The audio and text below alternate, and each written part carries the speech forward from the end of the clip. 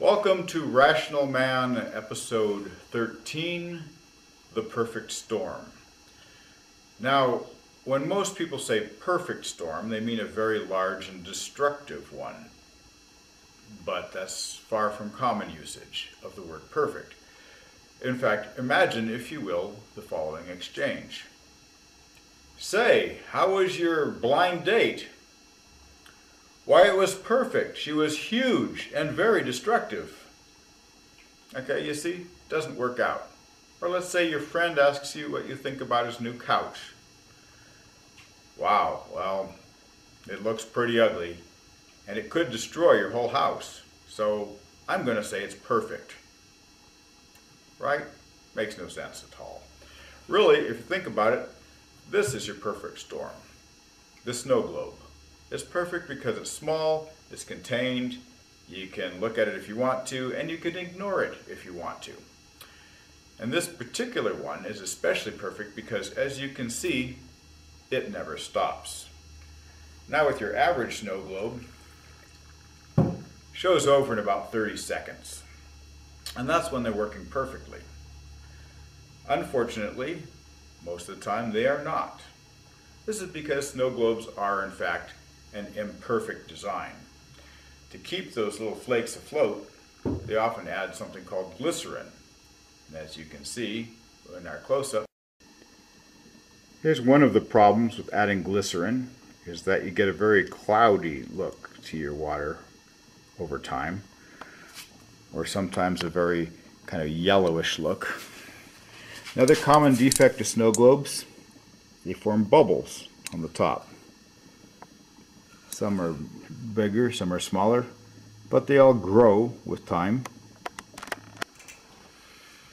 Okay, so we've eliminated two things by adding a mechanical agitator. First, we eliminate the time constraint. This snowstorm can go on for 30 seconds, 30 minutes, 30 days. It's really up to you. Also, you can make it go faster or slower, or even reverse at intervals, just depending on what you want. And the other thing is, because we don't need the glycerin to make the snow stay aloft, we're not going to get the yellowing and we're not going to get the cloudiness that are traditionally what you might expect from your snow globe down the road. Now, some of you are saying to yourself that this has already been done. That is incorrect. It is more proper to say that it has been attempted. A couple years ago, a company called T-Lite, better known for their overpriced candles, attempted to build what you see here today. Unfortunately, their technology was weak. They had a little electric motor and a little shaft going up for a little propeller to keep the snow suspended. And of course, you can figure out basically what happened there.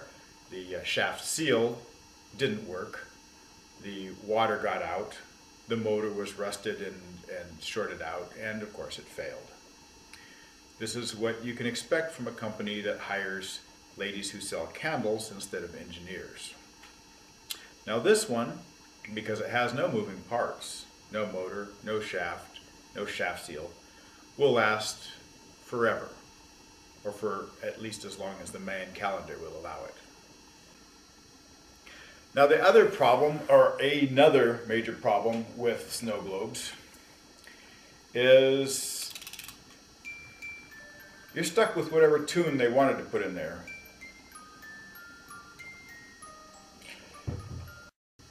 Well, as with any one-trick pony, you're probably going to get pretty sick of that one little calliope tune that they come with. So with our 21st century version of this Eternal Snow Globe, we also include the Eternal Playlist, which can be fit on your average 4 gigabyte TF card. Now, I wouldn't be so brash or bold as to claim I know the perfect tune to play on a snow globe, but I think this is one of the very best.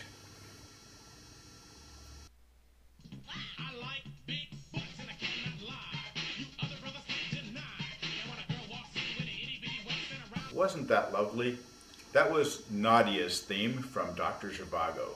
And believe me, if there's a good song to listen to when it's snowing, I'd say that tops out of the list. What to put inside there. Now there are a number of interesting figurines that you can get. Most of them revolve around the idea of poor weather. So, you see ice skater. This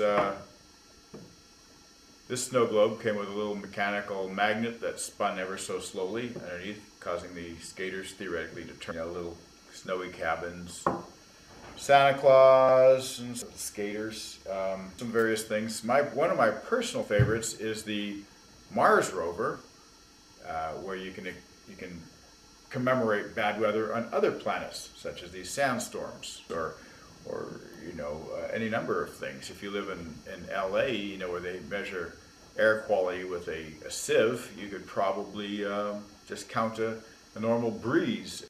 The one that's going in here is I'm going to find a miniature of the end of the trail. It's a sculpture made over 100 years ago now.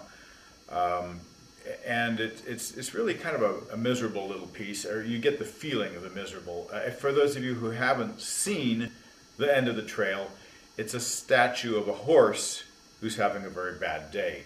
It's obviously windy out, he looks cold, he looks tired, and to make things worse, he's got an Indian on his back. I think that would go perfectly in our little eternal snowstorm here. There are those out there who would question the reasoning behind perfecting what is essentially a useless item. These, of course, are the same people who questioned my design for an inflatable submarine. But who's laughing now? That question also may be answered in the fullness of time. Well, I guess the short answer would be that you just end up researching whatever falls into your hands, even if it's not what you planned.